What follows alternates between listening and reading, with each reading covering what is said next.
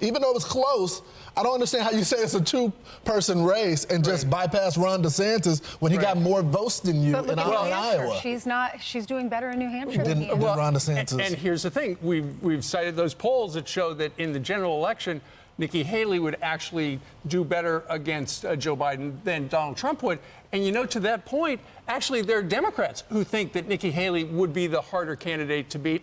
And we're going to play a soundbite for you by Dean Phillips. He, of course, is the Democrat from Minnesota, also running for president of the United States. He's Democrat, always voted for Biden, he said. Right. He's a regular Democrat. And he's running because he says his Democratic colleagues and people in the party are delusional if they think that Joe Biden can win. And listen to the end of this soundbite where essentially he backs up, Lawrence, the point I was making, and that is that Nikki Haley would be harder to beat than Donald Trump. Here's Dean Phillips. How are we going to solve problems if we avoid sitting down with one another, right? That's my contention. Joe Biden, a good man, losing to Donald Trump almost every national poll, every battleground state. His approval numbers are historically low, hard to recover from, and we know what's going to happen. And with Nikki Haley, it's even worse. So my contention is, why would Democrats walk into this delusion that's just going to be a nightmare?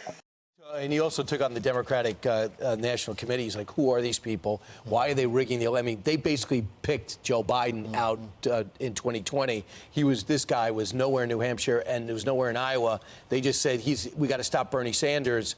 So they KO'd Sanders and they plucked up Biden. Remember back in 2016, Hillary Clinton was getting substantial pressure from Bernie Sanders. And then we find out that Donna Brazile is giving answers to Hillary Clinton. And I just think it's fascinating to Dean Phillips' frustration is very similar to the frustration that Donald Trump echoes. He thinks when it comes to the left, that he thinks the whole thing is rigged. He's like, why am I not getting a fair shot? Why can't I get any interviews? And for Joe Manchin, who's coming up in a little while, he came out yesterday and he said, I'm going to go meet with Joe Biden. I'm going to give him one more chance to act like a moderate. And if he doesn't act like a moderate, I bet you he's jumping in after Super Tuesday. Also, one other tidbit, there's supposed to be a debate tomorrow on ABC with Nikki Haley and Ron DeSantis, and Trump was also invited. But now Nikki Haley is saying she's not going to debate unless Donald Trump does. So neither one of them responded to the invitation, so it's canceled. What DeSantis would have done it. What she said is the next person I'm going to debate is either Donald Trump or Joe Biden. I would be very cautious of all of a sudden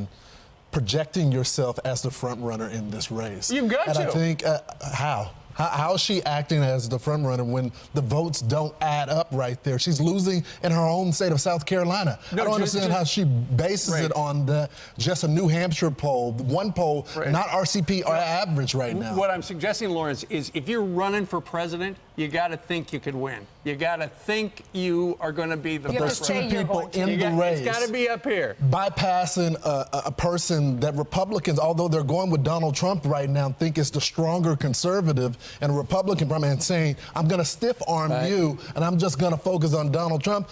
I don't think Republican voters are going to take that too lightly. I have two things. One is the people that want to diminish Donald Trump's unbelievable victory, that's a folly. It was gigantic.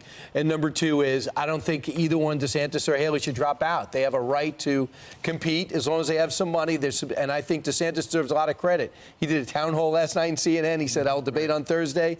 I'll meet you in South Carolina. So he's not quitting. Well, the Wall Street Journal yesterday published an op-ed that said, you know what, if he really feels like Donald Trump is a threat, he should drop out and make way for Nikki Haley, according to the Wall Street Journal.